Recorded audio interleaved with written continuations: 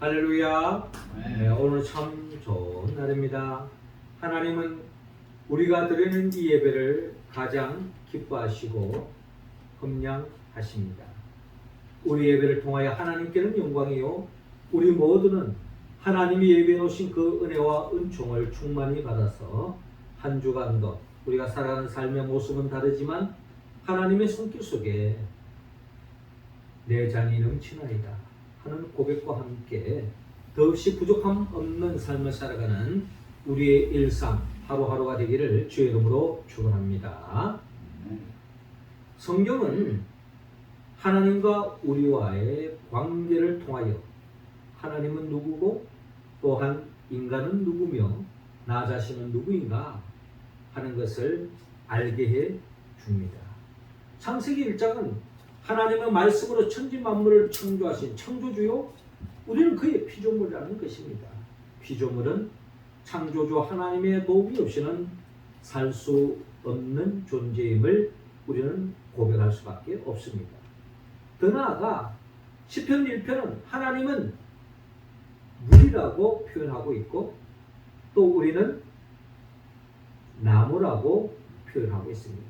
아무리 좋은 나무라 할지라도 물이 공급받지 않으면 그 나무는 메말라 죽을 수밖에 없습니다. 우리도 물 같은 주님으로 은혜와 주님의 배려가 없이는 우리는 생존할 수 없고 존재할 수 없는 것입니다. 뿐만 아니라 시편 23편을 보면 하나님은 목자요 우리는 양입니다. 양은 목자의 돌봄을 받을 때에 푸른 저장 쉴만한 물가로 인도함을 받을 수 있고 때로는 사망의 엄청난 골짜기로 다닌다 할지라도 목자 되신 주님이 함께할 때 모든 두려움이 물러가고 덧없는 평안을 누릴 수 있다는 것이죠. 더 나아가서 누가복음 15장에 보면은 하나님은 아버지로 그리고 우리는 그의 아들로 표현하고 있습니다. 아들이 아무리 잘못을 하고 죄를 지었다 할지라도 회개하고 돌아오면 아버지는 품어주는 것처럼 우리의 부족함을 알지만 우리의 연약함을 알지만 그대로 회개하고 돌아오면 품어주시고 사랑해주시는 하나님 아버지의 마음을 우리는 또한 읽을 수 있는 것입니다. 오늘 성경의 본문의 말씀은 하나님과 우리의 관계를 마치 주인과 종의 관계로 표현하고 있습니다. 하나님은 우리의 삶의 주인이 되신다는 겁니다. 그리고 우리는 그의 종이다라는 거죠. 종으로 부르신 이유는 결국 우리를 일꾼으로 삼았다는 겁니다.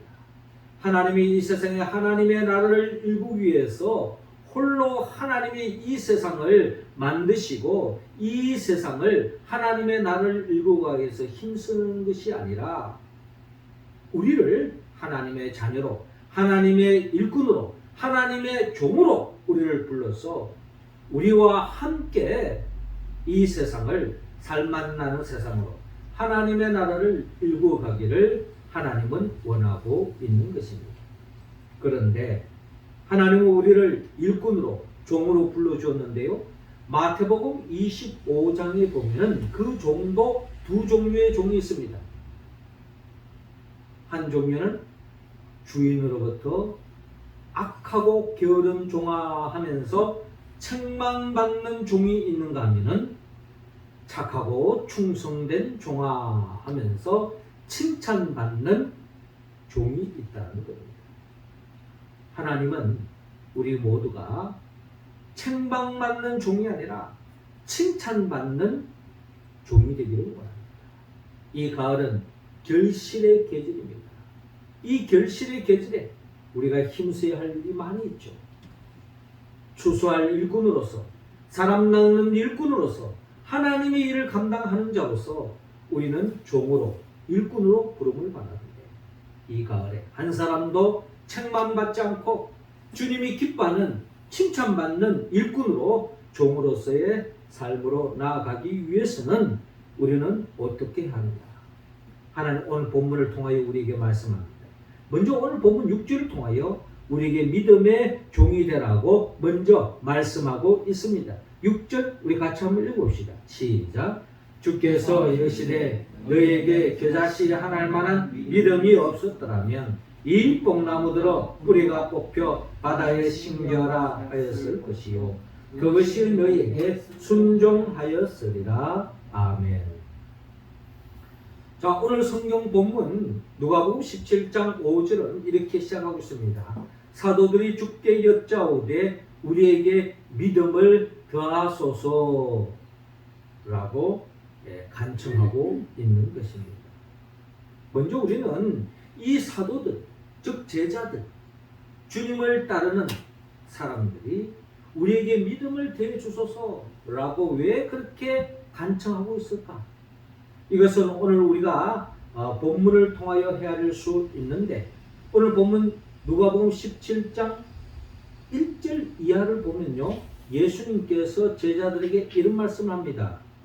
실족하게 하는 것이 없을 수는 없으나 그렇게 하는 자에게는 화로다라고 말씀합니다.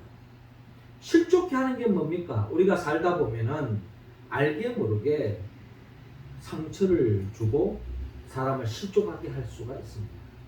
말을 통해서, 나의 행동을 통해서 그 사람을 실망케 하고 실족케 하게 하고 그 사람에게 큰 상처를 줄 수가 있다는 것입니다. 근데 그게 의도적으로 그렇게 해가지고 잘못한 것이면은 또 좋은데, 내 의도와는 아무 관계없이 그 사람을 위한다고 하는 그 말이 그 사람에게 상처가 될 수도 있고 그 사람을 실족케 할 수도 있다는 거예요. 그냥 내 의도와는 관계없이 내가 저 사람을 통해서 상처받았다 이렇게 이야기하는 데 있어서 할 말이 없는 거죠. 그래서 참 우리가 말하는 것도 어렵고 말 한마디 하는 것도 조심스럽고 행동 하나 하는 것도 조심스럽다는 것입니다. 왜? 잘못 말을 하고 잘못 행동을 해서 그 사람이 실족받았다, 상처를 받았다라고 이야기했을 때에 이것은 참으로 난감한 상황이라는 것입니다. 그리고 이것을 나름대로 실수를 범했을 때에 주님께서 2절에 그가 이 작은 자 중에 하나를 실족하게 할진대 차라리 연자 맷돌이 그 목에 매어 바다에 던져지는 것이 나으리라 라고 말씀합니다. 여러분, 이것이야말로 우리를 하여금 더 위축하게 만드는 겁니다. 그래서 어떻게 할 수가 없는 거죠. 뿐만 아닙니다. 오늘 보면 3절에 보면 너희는 스스로 조심하라. 만일 내 형제가 죄를 범하거든 경고하고 회개하거든 용서하라 라고 말씀합니다. 그러니까 우리가 살다 보면은 내가 누구에게 잘못할 수도 있지만 누가 우리에게 잘못할 수도 있다는 거예요. 그 잘못으로 인하여 내가 상처받을 수도 있고 때로는 실족하기도 하고 또 때로는 손해볼 수도 있다는 거예요. 심지어는 내 생명에 위협을 당할 수도 있다는 겁니다. 자, 이런 일을 당했을 때에 그 누가 우리에게 다가와서 자기 잘못을 인정하고 회개하고 용서를 빌었을 때에 주님은 용서하라는 거예요. 만약에 4절에 만일 하루에 7번이라도 내게 죄를 짓고 7번 내게 돌아와 내가 회개하노라 하거든 너는 용서하라 라고 말씀합니다. 7번 상처받았는데 하루에 한 번, 두 번도 우리가 상처받으면 내가 헤어나지를 못할 바에 7번까지나 나른데 와가지고 손해를 입히고 상처를 주고 실족해 했는데 그래도 잘못했다고 이야기하면 용서할 수 있을까? 참 힘든 이야기인 것입니다. 너무 버거운 거예요. 이 말씀뿐만 아니라 사실 성경의 말씀은 우리에게 은혜가 되고 힘이 되는 말씀이 있는가 하면은 많은 말씀들이 우리가 그 말씀 앞에 무너지고 말씀을 멀리하는 이유가 뭡니까? 말씀이 너무 무겁다는 겁니다. 그 말씀을 지키기가 너무 어렵다는 것입니다. 그래서 그 말씀을 외면하고 멀리하는 경향이 우리에게는 다분히 있다는 거예요. 그럼에도 불구하고 오늘 성경의 본문에 보면 이 제자들은 그럼에도 불구하고 그 하나님의 말씀에 응답하는 길만이 진정한 축복이요 하나님이 기뻐하는 길이기 때문에 그것을 응답해 가려고 하니 자기 자신의 연약함, 자기 자신의 부족함을 깨달은 나머지 우리에게 믿음을 더하소서 이렇게 지금 간청하고 있다는 겁니다. 왜? 그래도 믿음이 크면 믿음이 크면 그 일을 감당할 수 있지 않겠나 하는 생각을 갖는 것입니다. 아닌 게 아니라 믿음이 작은 믿음보다 큰 믿음이 좋겠죠. 큰 믿음을 가질 수 있도록 믿음을 더해달라고 이야기합니다. 이런 제자들에게 예수님께서 너희에게 겨자씨 하나일 만한 믿음이 있었더라면 이 뽕나무들은 뿌리가 뽑혀 바다에 심겨라 하였을 것이요 그것이 너희에게 순종하였으리라 라고 말씀하고 있습니다. 그러니까 지금 제자들은 큰 믿음을 지금 요구하고 있는데 예수님의 관심은 작은 믿음, 큰 믿음 그게 중요한 것이 아니라 네 믿음이 살아있는 믿음이냐 죽어있는 믿음이냐 그게 더 중요하다는 것입니다. 너희들이 원하는 그 큰 믿음을 가졌다 할지라도 그 믿음이 죽은 것이라면 아무 소용이 없다는 거예요. 비록 너희들이 작은 믿음을 가지고 있다 할지라도 그 믿음이 살아있다면 그게 역사가 일어난다는 거예요. 여러분 우리가 잘 아는 겨자씨, 이 겨자씨는 씨 중에 가장 작지 않아요? 그런데 이 겨자씨가 생명이 있다면 이 겨자씨가 땅에 심겨져서 싹을 내고 처음에는 나물 같다가 후에는 많은 산새들이 머물 수 있는 큰 나무로 자라나는 것처럼 너희들이 살아있는 믿음을 가지고 있다면 그 믿음으로 능치 못하는 일이 없다.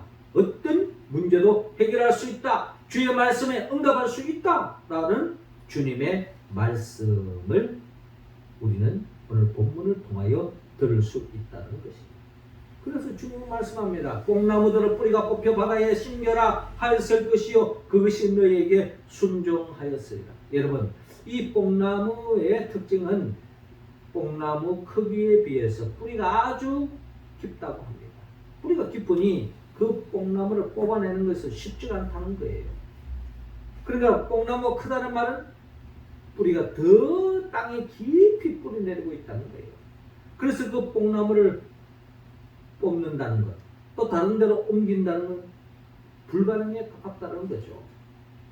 그러나 오늘 주님께서 하시는 말씀은 바로 이처럼 겨자씨 하나일 만한 믿음, 즉 살아있는 믿음을 가지고 있으면은 이 뽕나무들은 뿌리가 뽑혀 바다에 심겨라 하였을 것이요 그것이 너희에게 순종하였으리라.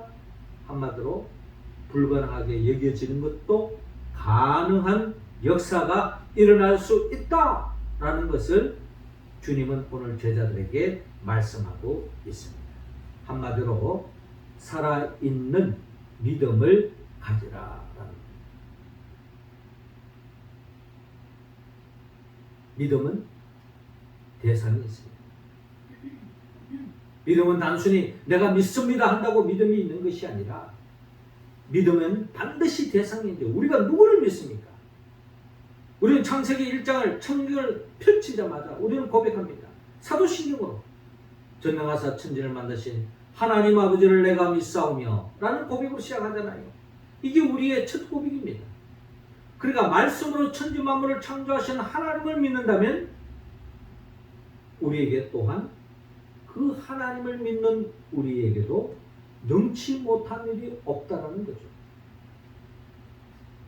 우리는 연약합니다.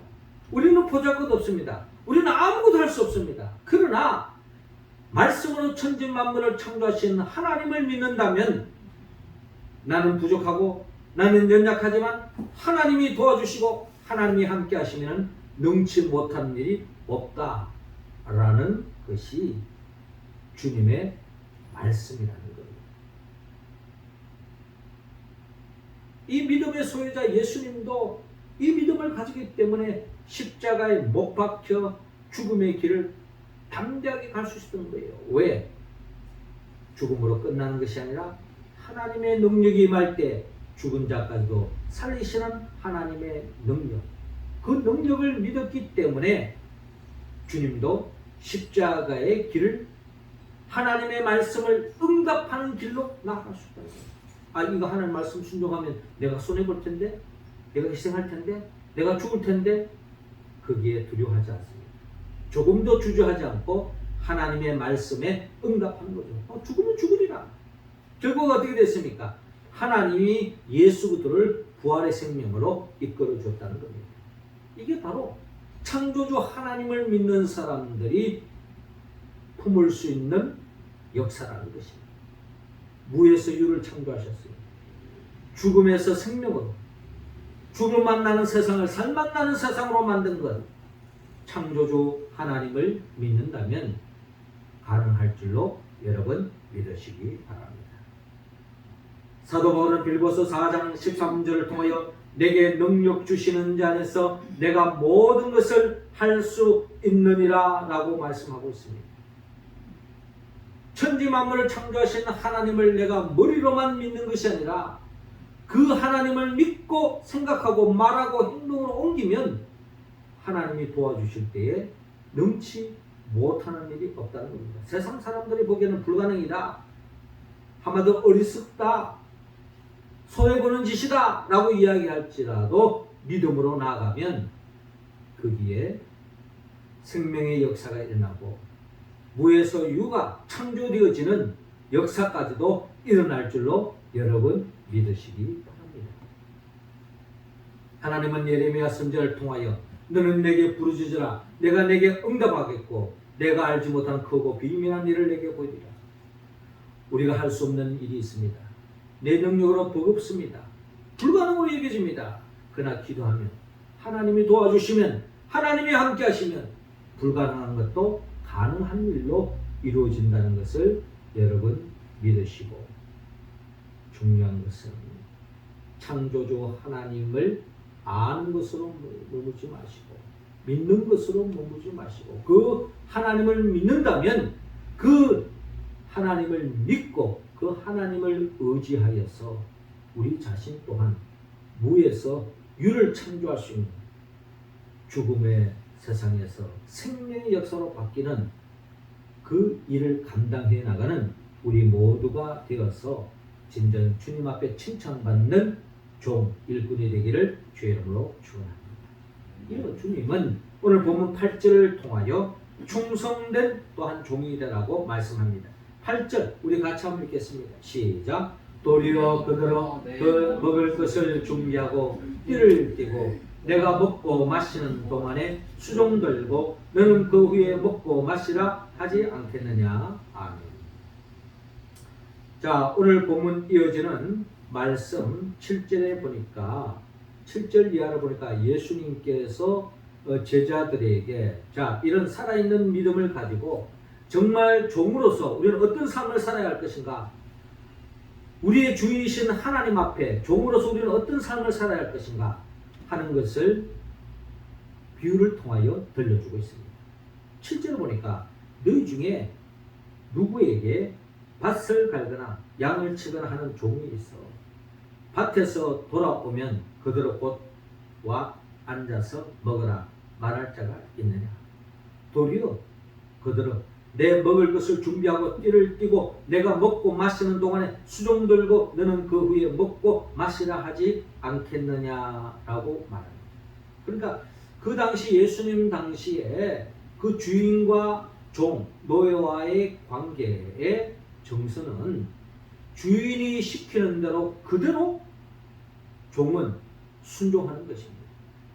순종하지 않을 때는 이 종을 죽여도 살인죄를 묻지 않는 것이 예수님 당시의 주인과 종의 관계라는 겁니다.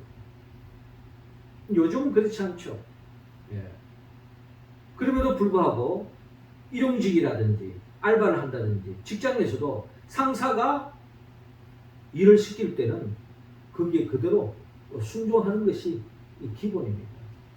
물론 불합리한 일을 요구했을 때는 그걸 거절할 수 있겠지만은 합리적인 일을 시켰을 때는 단순히 순종하고 충성해야 되는 것이 나름대로 일꾼의 자세요, 일하는 사람의 자세라는 것입니다. 그런 그 시대 속에서 이 주인과 이 종은 철저하게 주인의 명령에 순종해야 되는 그런 정서 속에서 이야기를 들려주고 있는데, 자, 종이 하루 종일 아침에 해 뜨자마자 밖에 나서 양을 치웠어요. 또 시간 나는 대로 농사 일을 했습니다. 그리고 해가 졌습니다. 하루 일과 끝났죠. 집에 왔습니다. 자, 집에 돌아오니 주인이 아이고 오늘 수고 너무 많았다. 요 와서 발도 씻고 샤워하고 여기서 내가 음식을 차려주니 맛있게 먹어. 오늘 또 푹 쉬고 내일 일하러 가라. 이렇게 말하는 주인이 없다는 거죠. 저녁 때가 되어서 식사할 때가 되었으니 주인이 종에게 말하는 것입니다. 내 먹을 것을 준비하고 띠를 띠고 내가 먹고 마시는 동안에 수종 들고 너는 그 후에 먹고 마시라. 그러니까 지금 때가 되었으니 내 식사 수종을 다 들고 내가 식사 마치거든 그때 네가 먹어라 라는 것입니다. 그때의 정서라는 거죠. 그게 상식이라는 그때 당시 상식이라는. 이를 통해서 주님은 우리 모두에게 주님의 종이라면, 우리가 주님의 일꾼이라면 이런 자세로 주인이 되시는 하나님을 위해서 내 입장과 내 생각을 내려놓고 주님이 원하는 것이라면 철저하게 순종하고 충성하는 종의 길을 걸어가라고 우리에게 말씀하고 있는 것입니다. 우리가 잘 아는 사도 바울도 그 로마서 1장에 자기 자신은 예수 그리스도의 종이라고 고백하고 있습니다.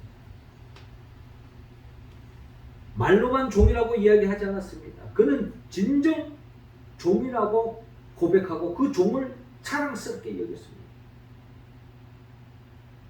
왜 사도 바울이 예수님의 종이 되었습니까? 자신은 지난날 죄 때문에 마귀의 종노릇하고 마귀로부터 그 종생활을 한다고 해서 행복이 열리는 것이 아니라 결국 멸망길로 지옥으로 떨어질 수밖에 없는 그런 영혼이었지만 예수 그리스도 때문에 죄사함의 은총을 입고 영생을 얻었으니 이것만큼 큰 복이 없다는 겁니다. 그래서 사도 바울은 철저하게 예수님의 종이 되어서 주님의 영광을 위해서, 주인이 되신 주님의 기쁨을 위해서, 주님이 원하는 것이라면 그 어떤 어려움도 감수하고 그 일을 충성되게 감수해 나가는 사도 바울을 우리는 볼 수가 있습니다. 특히 우리가 잘 아는 고린도후서 11장에 보면은 사도 바울이 주인 되신 주님의 그 명령에 응답하기 위해서 그는 어떠한 희생, 어떠한 고난도 감수하는 것을 볼 수가 있습니다. 내가 수고를 넘치도록 하고 옥에 갇히기도 더 많이 하고 매를 수없이 맞고 여러 번 죽을 뻔하였으니 유대인들에게 40에 하나 감한 매를 5번 맞으며 3번 태장을 맞고 1번 돌에 맞고 3번 파선하고 일주야를 기쁜 바다에 지냈으며 여러 번 여행하면서 강의 위험과 강도의 위험과 동족의 위험과 이방인의 위험과 시내의 위험과 광야의 위험과 바다의 위험과 거짓 형제 중의 위협을 당하고 또 수고하고 애쓰고 여러 번 자지 못하고 줄이고 목마르며 여러 번 굶고 춥고 헐벗었노라 라고 고백합니다. 주님의 그 명령에 응답하기 위해서 그 어떠한 희생도 감수하고 자기의 상황을 아래고 이야기하기보다는 주님의 입장에서 주님의 그 명령에 순종하고 충성되게 그 어떠한 어려움도 감수하고 감당해 갔던 사도 바울을 우리는 고린도후서 11장 통해서 우리는 알 수가 있습니다. 이랬던 사도 바울은 사도행전 20장 24절에 나의 달려갈 길과 주 예수께 받은 사명 곧 은혜의 복음을 증언하는 일을 마치려 하면 나의 생명을 조금도 귀한 것으로 여기지 아니하였노라 라고 그렇게 고백하고 있습니다. 주가는 생명을 살리기 위해서 그 어떠한 희생도 감수했다.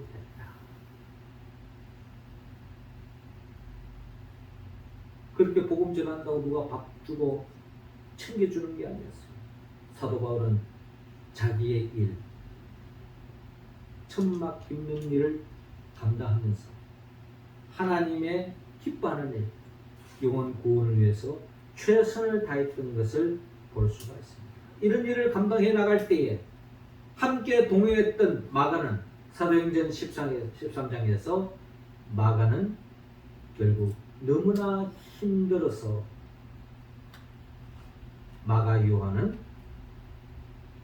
그 선교 여행길에 도중하고 제갈 길로 가버렸던 모습을 볼 수가 있습니다. 얼마나 힘들었으면 그랬겠냐는 거예요. 그러나 사도 바울은 끝까지 종으로서 충성하고 불평하지 않고 불만 터뜨리지 않고 손해 생각하지 않고 인간적인 계산을 하지 않고 모든 것을 내려놓고 하나님께 맡기고 충성을 다했던 것입니다. 요한계시록 2장 10절에 주님은 우리에게 약속하고 있습니다. 내가 죽도록 충성하라. 그리하면 내가 생명의 멸류관을 내게 주리라. 그렇습니다. 우리는 이 세상 그 무엇을 얻기 위해서 하는 충성이 아닙니다. 영원한 것, 이 세상 그 무엇과 비교할 수 없는 영원한 축복을 얻기 위해서 우리는 그 어떠한 희생도 감수하고 신실한 충성된 삶을 살았을 때에 주님은 우리에게 반드시 보상해 주시고 상을 안겨 주실 줄로 믿습니다. 그 믿음으로 종의 길을 걸어가는 우리 모두가 되기를 주의 이름으로 축원합니다. 마지막 세 번째로 주님은 오늘 본문 10절을 통하여 겸손한 종이 되라고 말씀하고 있습니다. 10절 우리 다 같이 읽겠습니다. 시작. 이와 같이 너희도 명령받은 것을 다 행한 후에 이르기를 우리는 무익한 종이라 우리가 하여야 할 일을 한 것뿐이라 할지니라. 아멘. 자, 이어지는 본문 9절 이어절을 보니까 명한 대로 하였다고 종에게 감사하겠느냐?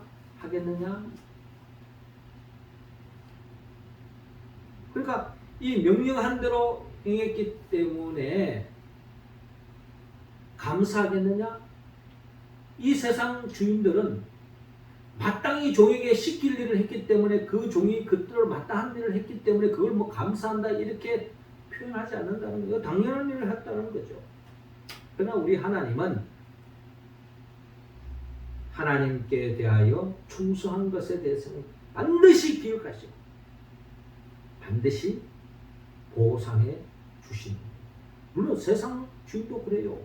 이 종이 너무나도 충성하고 너무나도 열심히 하고 너무나도 하면은 예전에 보면은 그 당시에도 이 노예고 종이지만은 이 신분은 노예 신분에서 풀어줘서 자유인으로 풀어주는 주인도 있다는 겁니다. 우리 하나님이 그런 분이잖아요. 우리에게 종으로 그냥 시켜만 먹고 일꾼으로 부려만 먹고 착취하는 하나님이 아니잖아요. 그렇게 충성을 다했을 때 하나님은 반드시 보상해 주는데 오늘 보면 이어지는 10절에 보니까 이와 같이 너희도 명령받은 것을 다 행한 후에 이르기를 우리는 무익한 종이라 우리가 하여야 할 일을 한 것뿐이라 할지니라 라고 말합니다. 여기에 나오는 이 종은 그 당시에 아주 정상적인 한마디로 온전한 종의 모습을 그대로 이야기하고 있는 거죠. 이 세상 종도 그렇게 여기는 것처럼 우리 하나님의 그리스도의 종으로서 우리도 이런 자세를 가져야 된다고 주님은 우리에게 말씀하고 있습니다. 우리는 무익한 종이라 우리가 하여야 할 일을 한 것뿐입니다 라고 말하고 있습니다. 이런 말은 하나님은 이런 것이 마땅하지만 주님은 우리에게 원하는 말은 이런 겸손한 자세를 가지고 못된 종은 어떻게 합니까? 우리가 얼마나 수고했는데 우리가 얼마나 힘들었는데 알아주지 않다니 괘씸하고 뒤에서 주인을 뒷담화치고 이러는 게 아니라는 거죠. 진정한 신실한 종은 우리는 무익한 종입니다. 우리가 해야 할 일을 한 것뿐입니다 하는 겸손한 종을 하나님은 기뻐하시고 그런 종을 사용하시고 그런 종을 더 크게 쓰시는 것이고 그런 종을 하나님의 더 큰 기쁨의 자리에 참여케 하신다고 성경을 통하여 우리는 알 수가 있습니다. 예전에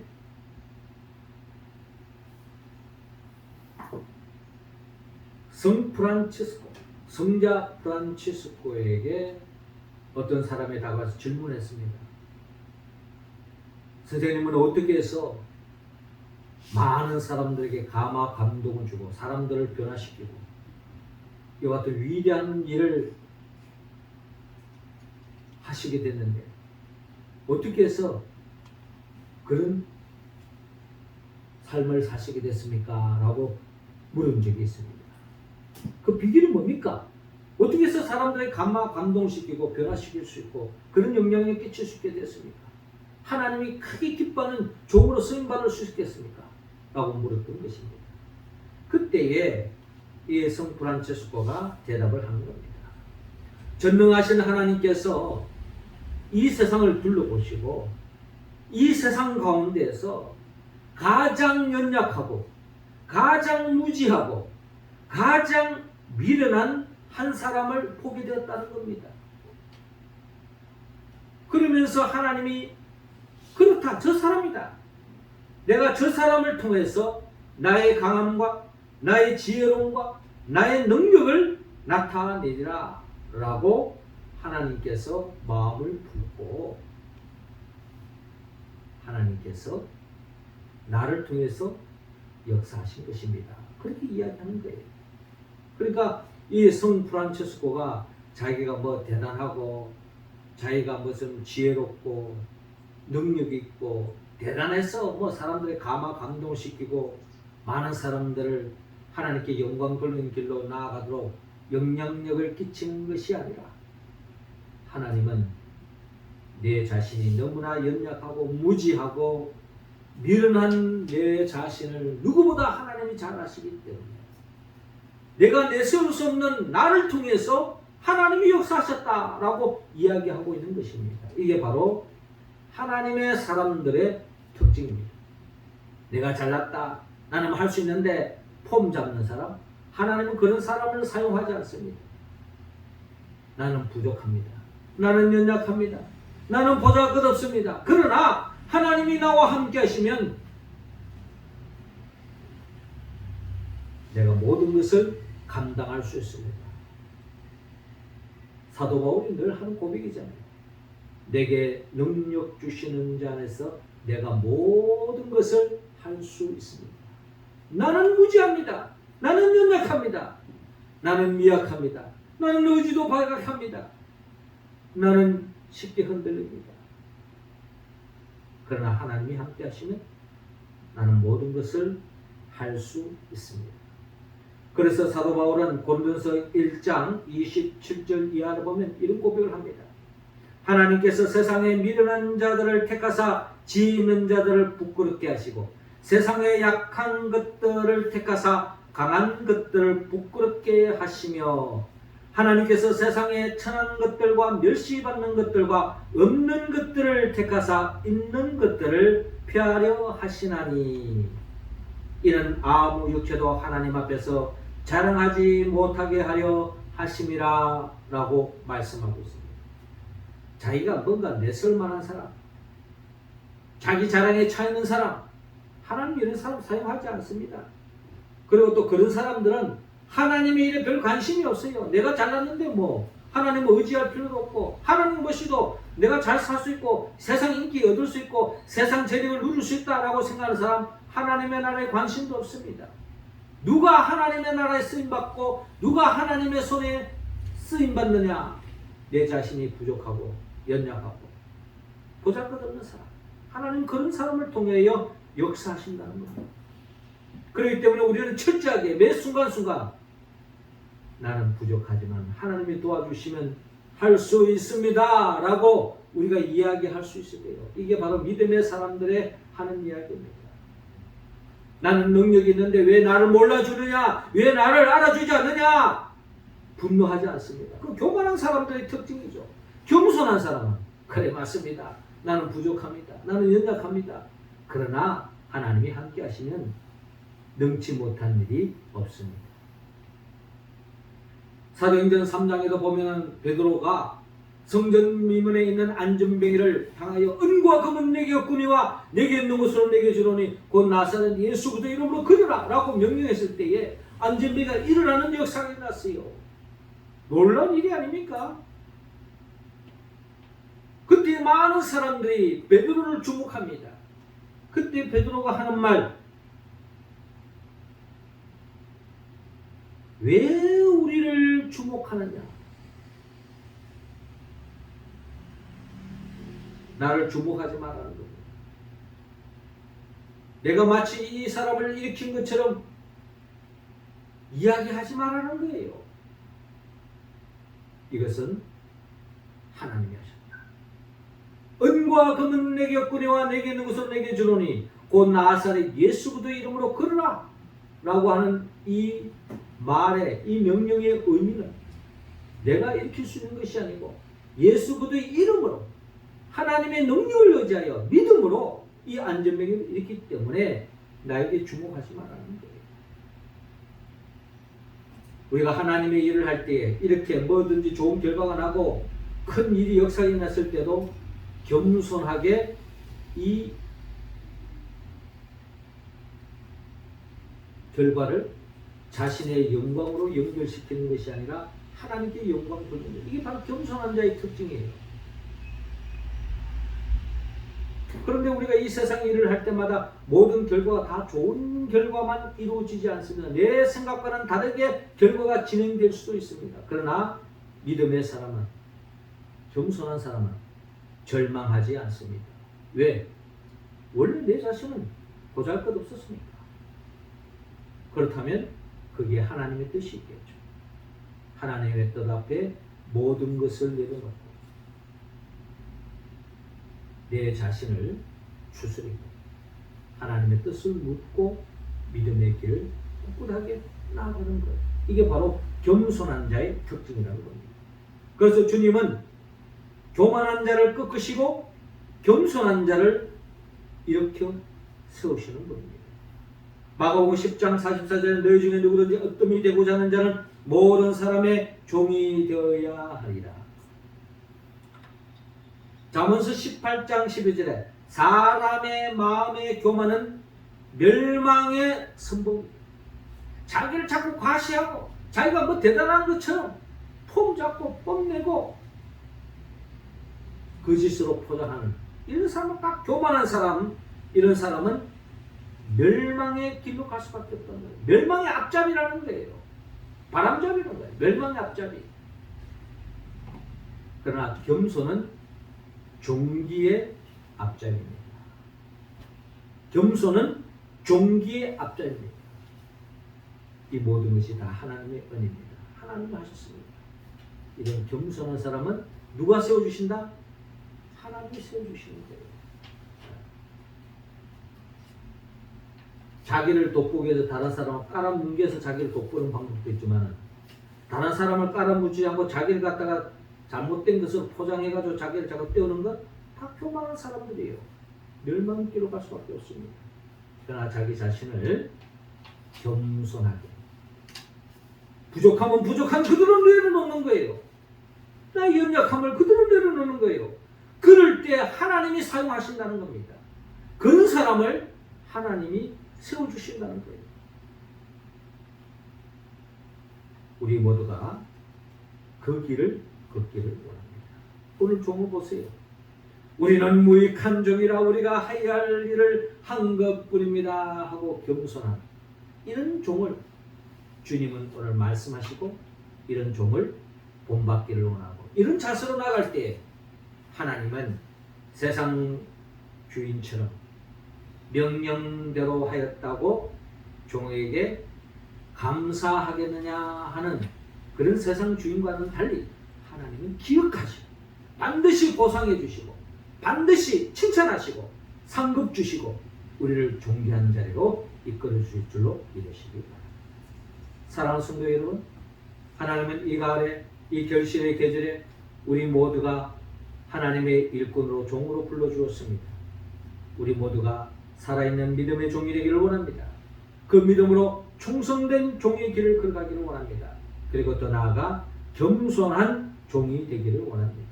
우리가 어떻게 이 말씀에 응답할 수 있습니까? 성령의 도움이 없이는 할 수 없습니다.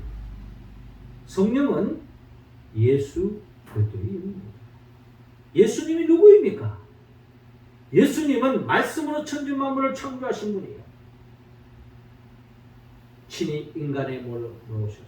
우리의 연약함, 우리의 부족함 잘 아시기 때문에 친인간의 몸을 오셔서 우리의 한계, 그 죄를 대신 짊어지고 십자가에 못 박아 죽으시고 부활하신 분이죠. 그리고 승천하시고 지금도 우리에게 성령을 보내주셔서 성령의 도우심으로 하나님의 말씀에 응답해 가는 자들에게 하나님의 나라를 맛보게 하시고 영원한 천국으로 이끌게 하기 위하여 장차 재림하여 오실 예수 그리스도, 그분의 영 보혜사 성령의 도움을 받았습니다. 믿음의 종, 살아있는 믿음의 종이 되시고 신실한 충성하는 종이 되시고 또한 하나님 앞에 사람 앞에 겸손한 종이 되어서 더없이 하나님의 기쁨의 길을 걸어가는 우리 모두가 되기를 주의 이름으로 축원합니다. 기도드리겠습니다. 하늘에 계신 우리 아버지, 이 시간 우리 한 사람 한 사람 성령의 기름을 부어 주옵소서.